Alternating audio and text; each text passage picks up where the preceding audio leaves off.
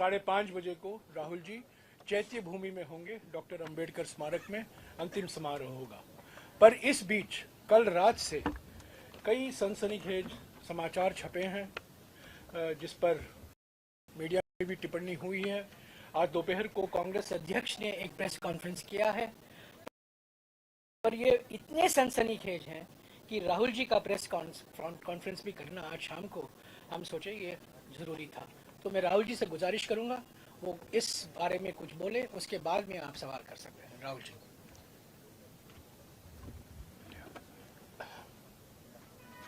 नमस्कार, कैसे हैं आप?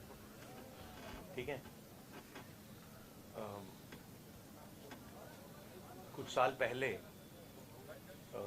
नरेंद्र मोदी जी ने ये हिंदुस्तान का जो पॉलिटिकल फाइनेंस का सिस्टम है उसको साफ करने की बात की थी, और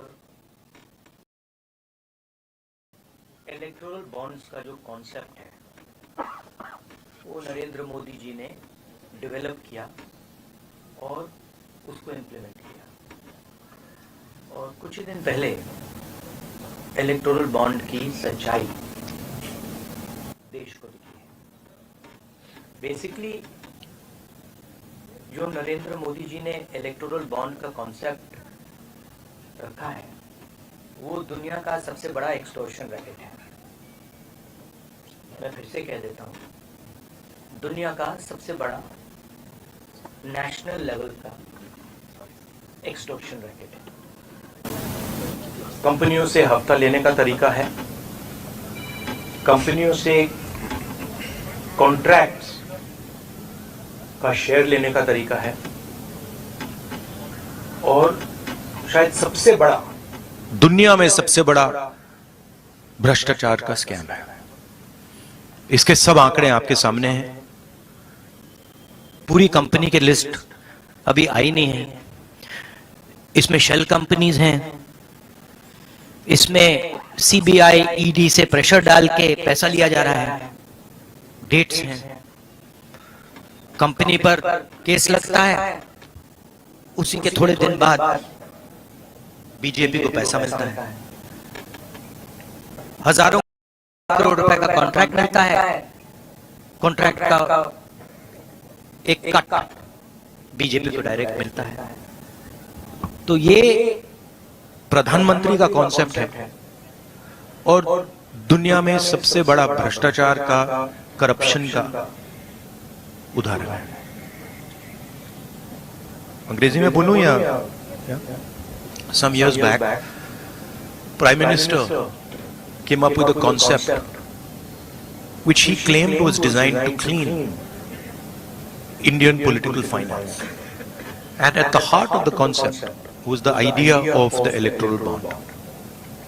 The ability for corporates to give electoral bonds anonymously. Now it turns out that this is a way of extorting money from India's largest corporates.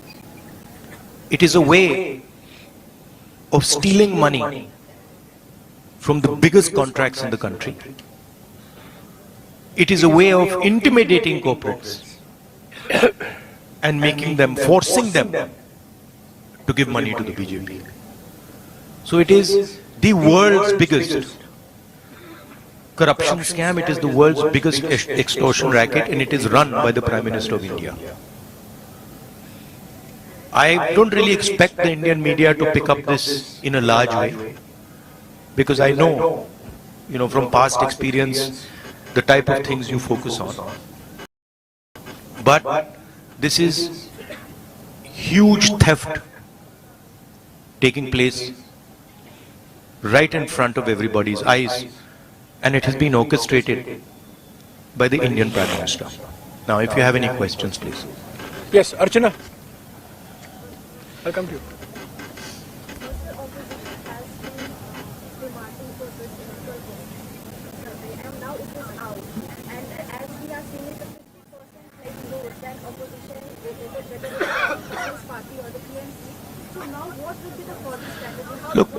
Look, the question is not whether it is 10%, 20%, 50% more. The question is that none of the opposition parties have access to contracts at the national level. None of the opposition parties are giving highway contracts, are giving defense contracts to these people. Okay? So, none of the opposition parties are controlling the CBI. None of the opposition parties are putting Pegasus on people's phones. None of the opposition parties are controlling the income tax department. None of the opposition parties are controlling the extortion directorate. These are all controlled directly by the BJP and by the Prime Minister of India. And what we are seeing is criminal extortion from corporate India. Every single corporate knows this. They are scared, they are pressured, but this is what is going on. The question here is not opposition. The question here is that months after a contract is given, the corporate is suddenly giving electoral bonds to the BJP. The question here is, immediately after CBI is filing a case, ED is filing a case, the corporate is giving money to the BJP. This is the issue here, right? And it is blatant, and it is run by the Prime Minister of India. Yes. Technically, by law for extortion, you need a complaint.